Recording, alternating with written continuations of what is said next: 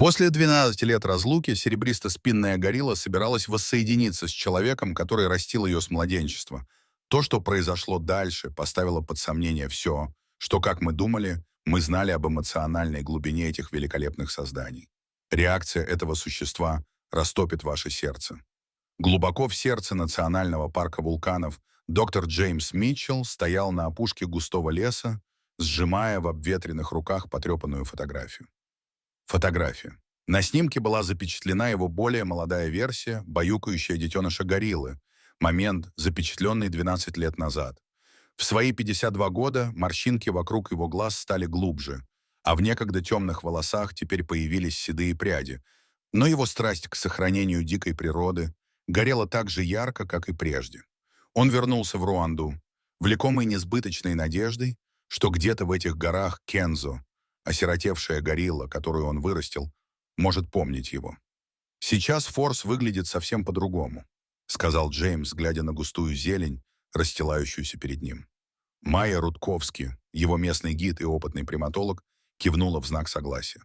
В свои 35 лет Майя уже успела зарекомендовать себя как один из ведущих специалистов по поведению горилл, посвятив последнее десятилетие выслеживанию и изучению горных горилл Руанды.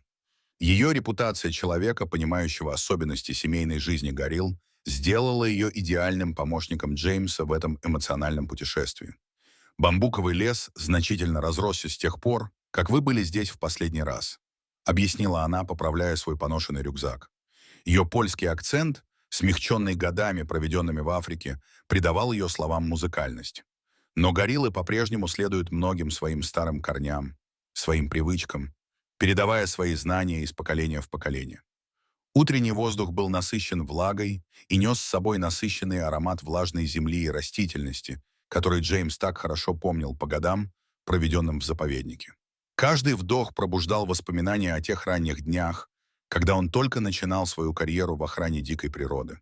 Звуки леса, отдаленные крики птиц, шелест листьев и легкий ветерок, редкий треск бамбука вдалеке — все было в точности таким, каким он их помнил. Казалось, что время остановилось в этом уголке мира, сохранив все в точности таким, каким оно было, когда он в последний раз проходил по этим тропинкам. Джеймс провел годы становления своей карьеры в приюте для горилл Сан-Кинкве, посвятив себя реабилитации осиротевших горилл.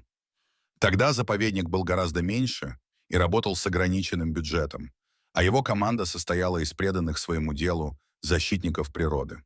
Кензо был его первым и самым сложным случаем, когда трехмесячного младенца нашли рядом с матерью, ставшей жертвой браконьеров. Молодая горилла отказывалась от еды и чьего-либо утешения, пока не появился Джеймс. Воспоминания о той первой ночи нахлынули на него с такой яркостью, словно это произошло вчера. Он допоздна работал в заповеднике, когда поступил звонок. Еще одна жертва браконьерства, но на этот раз с выжившим младенцем. Поездка к месту спасения была напряженной, и каждый ухаб на дороге напоминал Джеймсу о хрупкости жизни в этих горах. Когда он впервые увидел Кензо, крошечный горилла прижимался к безжизненному телу своей матери, издавая тихие скулящие звуки, от которых у Джеймса разрывалось сердце. Сердце. Та первая ночь была самой долгой в моей жизни, поделился Джеймс с Майей, когда они осторожно пробирались по тропе. Он не ел и никому не позволял к себе прикасаться. В итоге я сидел на полу рядом с его карантинным вольером и просто разговаривал с ним часами. Я рассказал ему о своей жизни, о своей потере. Моя жена Ава скончалась всего за год до этого. Каким-то образом, я думаю, он понял наше общее горе. Майя внимательно слушала, забыв о блокноте в руке. Как ученый, она читала все статьи о реабилитации горилл, но, услышав личную историю, стоящую за одним из самых успешных случаев в приюте, она по-новому оценила ситуацию. Только когда Санрайз наконец позволил мне подойти, Джеймс продолжил. Его голос смягчился от воспоминаний. Он был таким обезвоженным, таким слабым. Когда он, наконец, взял у меня первую бутылочку, я плакала, как ребенок. С этого момента мы были неразлучны. Следующие несколько месяцев прошли в череде полуночных кормлений, опасений за здоровье и маленьких побед. Джеймс переехал в святилище на полный рабочий день, переоборудовав старую кладовку в импровизированную спальню. Кензо требовал постоянного внимания, и Джеймс охотно уделял ему его, находя исцеление в их крепнущей связи. «Раньше он спал рядом со мной», — сказал Джеймс, показывая Майе другую фотографию из своего бумажника. На этой фотографии Кензо, чуть постарше, месяцев 6, свернулся калачиком на Джеймсе. Он успокоился бы, только если бы увидел меня. Другие сотрудники подшучивали надо мной по этому поводу, но мне было все равно. Ему нужны были эти связи, эта безопасность. Майя улыбнулась, признавая преданность делу, которое сделало Джеймса легендарным среди защитников природы. «В то время ваши методы были нетрадиционными», — отметила она. «Но с тех пор они стали стандартной практикой. В настоящее время в приюте Сенкингве всех новых воспитателей обучают устанавливать аналогичные связи со своими подопечными. С момента внедрения вашего метода вероятность успеха реабилитации удвоилась. Путешествие, которое привело Джеймса обратно в Руанду, началось 3 месяцами ранее с неожиданного электронного письма от доктора Сары Луна, блестящей молодой исследовательницы, посвятившей свою карьеру изучению социальной динамики горилл. В отличие от многих своих коллег, которые занимались исключительно сбором данных, Сара обладала даром распознавать индивидуальные особенности горилл, которых она изучала. Ее уникальный подход привел к прорывным открытиям в области социальных структур и эмоционального интеллекта горилл. В электронном письме содержались замечательные кадры, снятые во время ее обычных наблюдений. На видео был запечатлен характерный самец сильвербека, и ее внимание привлекли не только его внушительные размеры или властная внешность. Это было маленькое белое пятнышко шерсти над его правым глазом, отметина, которая соответствовала записям о Кензо, хранящимся в заповеднике. Но ее убедило в этом нечто большее, чем просто физические данные. Серебристо-спин демонстрировал необычное поведение, которое полностью соответствовало тому, что она знала о раннем воспитании Кензо. «Когда я впервые увидела отснятый материал Сары, я не могла в это поверить», объяснила Майя, пока они осторожно пробирались по узкой тропинке. «Мы следили за этой конкретной группой в течение многих лет, но никто не мог установить связь, пока она не сделала перекрестную ссылку на старые файлы Sanctuary. Сара потратила несколько недель на анализ отснятого материала, прежде чем связаться с кем-либо. Она хотела быть абсолютно уверенной». Джеймс кивнул, вспомнив, как дрожали его руки, когда он открывал первое электронное письмо. «Я, должно быть, смотрел это видео сотни раз», — признался он. «С каждым разом я замечаю все больше мелких жестов, все больше манер, которые напоминают мне о нем в детстве. То, как он наклоняет голову, когда ему любопытно, как он использует левую руку, чтобы погладить маленьких горилл, точно так же, как он держал свою бутылочку». На видеозаписи было видно и кое-что еще, что дало Джеймсу надежду на то, что Кензо, возможно, помнит его. Было замечено, что горилла с серебристой спиной демонстрировала необычное поведение на исследовательских станциях, проявляя нетипичный для диких горилл уровень любопытства к деятельности человека. Он часто сидел и наблюдал за исследователями с безопасного расстояния, что напоминало Джеймсу о том, как юный Кензо с удовольствием наблюдал за его работой в офисе заповедника. По мере того, как они продолжали свой путь, Майя делилась своими собственными наблюдениями о серебристом коне, которого они считали Кензо. Она изучала эту конкретную группу в течение последних 3 лет, документируя их социальную динамику и территории проживания. Рассказы. «Он отличается от других сильвербеков, которых я видела», — объяснила она. «Большинство самцов. Горилл поддерживают свой статус, демонстрируя доминантность, но этот ведет себя так, что я могу назвать это мудростью. Он особенно нежен с младшими членами группы, что мы редко наблюдаем у диких серебристоспинных. Утренний туман начал рассеиваться, когда они добрались до поляны, которая, как известно, часто посещалась группой Кензо. Майя подняла руку, давая Джеймсу знак остановиться. Сквозь густую листву они увидели нескольких горилл, которые мирно ужинали. Среди них выделялся массивный серебристо-спин с широкими плечами и властным видом. «Это он», — прошептала Майя едва слышно. «Видите белую повязку у него над глазом?» Сердце Джеймса, казалось, остановилось. Маленький сирота, которого он кормил из бутылочки, теперь был великолепным взрослым мужчиной, возглавлявшим собственную семейную группу. От этого преображения захватывало дух. Кензо двигался со спокойной уверенностью вожака, внимательно наблюдая за своей группой и методично срывая побеги бамбука.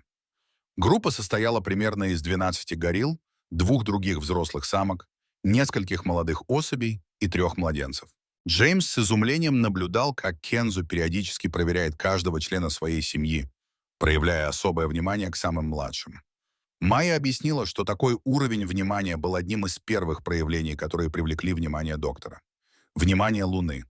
Следуя строгим правилам, они сохраняли дистанцию, но Джеймс не удержался и сделал маленький шажок вперед.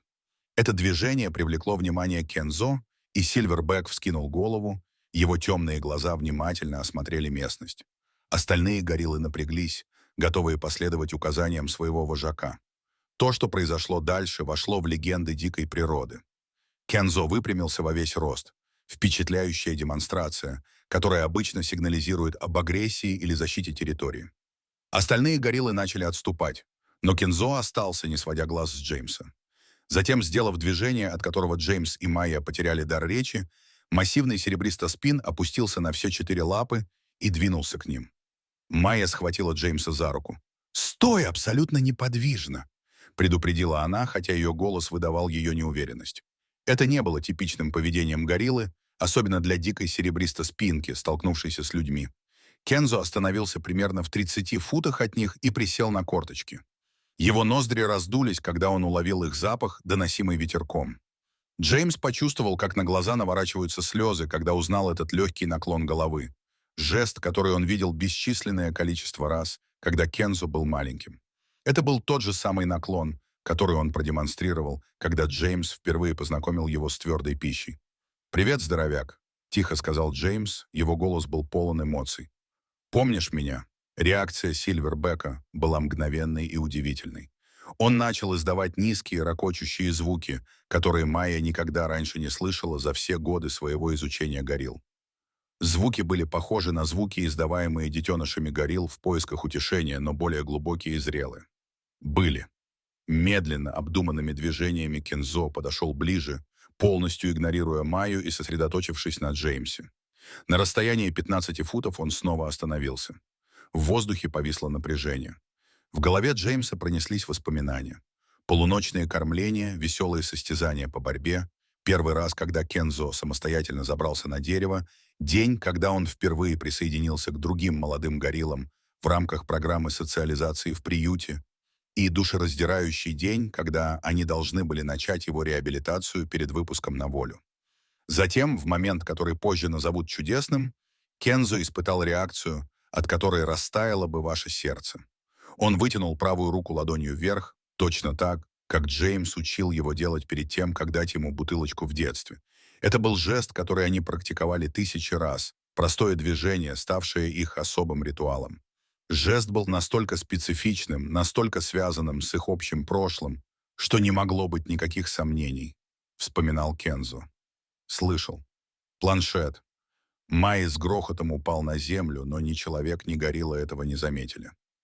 Джеймс, двигаясь с той же осторожной точностью, с какой он делал это тысячи раз до этого, медленно протянул руку. Разница в размерах была поразительной. Массивная ладонь Кензо затмевала руку Джеймса, но нежность прикосновения не зависела ни от времени, ни от обстоятельств. То, что произошло дальше, было чем-то таким, чего никто никогда раньше не видел в мире дикой природы. Кензо, могучий серебристоспин, переступил с ноги на ногу и подошел ближе к Джеймсу, опираясь на костяшки пальцев, демонстрируя доверие спокойными и покорными движениями. Когда Кензо был всего в нескольких футах от него, он издал тихие хрюкающие звуки, такие же, какие издавал в детстве, когда хотел утешения. «Все в порядке», — прошептал Джеймс прерывающимся голосом. «Я здесь, приятель». Реакция Сильвербека опровергала все, что, по мнению Майи, она знала о поведении диких горилл. Кензо осторожно протянул руку и коснулся лица Джеймса, вытирая своими массивными пальцами слезы.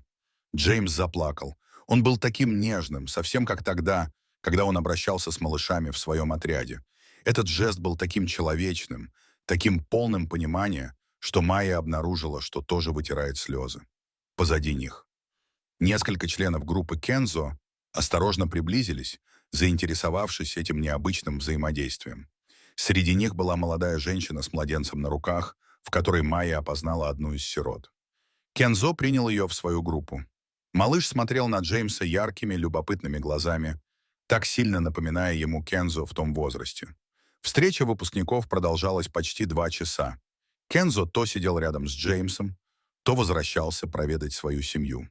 Казалось, он соединяет два своих мира — свое дикое настоящее и заботливое прошлое. Когда другие члены его стаи проявляли любопытство и подходили ближе, Кензо демонстрировал удивительное поведение, издавая успокаивающие звуки, которые, казалось, давали понять, что эти люди в безопасности. Джеймс присел на корточки, стараясь не делать резких движений, и протянул руку, чтобы дотронуться до одного из детенышей гориллы, собравшихся вокруг него. Горилла-мать, сидевшая неподалеку, смотрела на него спокойным, одобрительным взглядом. Ее глаза были мягкими. Она тихо хрюкнула, давая понять, что все в порядке, и поощряя остальных приблизиться. Младенец, любопытный, но осторожный, на мгновение заколебался, прежде чем подойти ближе. Йо. Джеймс улыбнулся, нежно протягивая руку, и его пальцы коснулись мягкого меха. Детеныш гориллы коснулся его руки в ответ, и между ними на мгновение установилась тихая связь. Когда мужчина наклонился, чтобы погладить другого детеныша, он внезапно почувствовал, как кто-то игриво дернул его за лодыжку. Прежде чем он успел среагировать, его перевернули вверх тормашками, и его ноги повисли в воздухе. Он издал удивленный смешок, поняв, что за неожиданным маневром стоял Кензо, не проявлявший никаких признаков агрессии, только привязанность. Массивные руки гориллы на мгновение удержали его на месте, словно обнимая в перевернутом положении, игриво напоминая об их общей связи. «Ладно, ладно», — засмеялся мужчина, пытаясь взять себя в руки. «Ты победил!» С тихим ворчанием горилла осторожно поставила его на землю, как родитель, который ставит ребенка на ноги, прежде чем нежно прижаться к нему носом. «Полагаю, на сегодня мы закончили с акробатикой, да?» Мужчина ухмыльнулся, отряхиваясь и с радостью глядя на горилл. Этот нежный жест был игривым напоминанием о том, насколько крепкой стала связь между ними, наполненная доверием и заботой.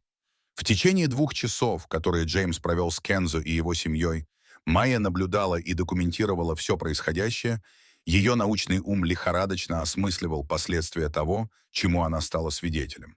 Как исследователь, которая потратила годы на то, чтобы глубже понять эмоциональный интеллект партизан, эта встреча стала подтверждением всех ее гипотез. Это выходит за рамки простого понимания, пробормотала она, быстро делая пометки. Он активно способствует взаимодействию между своим прошлым человеком и нынешней семейной группой. Это совершенно беспрецедентно. По мере того, как день клонился к вечеру, стало ясно, что их совместному времяпрепровождению пора заканчиваться. Семейная группа Кензо двигалась дальше, и у него были обязанности их защитника. В последний момент, который навсегда запечатлелся в памяти Джеймса, Сильвербэк прижался лбом к груди Джеймса, что в обществе горилл является жестом безграничного доверия. «Спасибо тебе», — прошептал Джеймс, зная, что, возможно, это их последняя встреча. «Спасибо, что помнишь». Кензо отступил на шаг, долго смотрел на Джеймса, а затем повернулся, чтобы присоединиться к своей семье. Когда он скрылся в лесу, Майя наконец заговорила. «За все годы изучения горилл я никогда не видел ничего подобного». Но Джеймс едва ли слышал ее. Его разум был наполнен одной мыслью.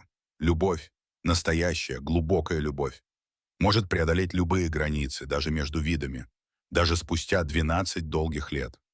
Испуганный ребенок, о котором он когда-то заботился, вырос в мудрого и нежного лидера, все еще хранящего доброту, которую ему когда-то проявляли.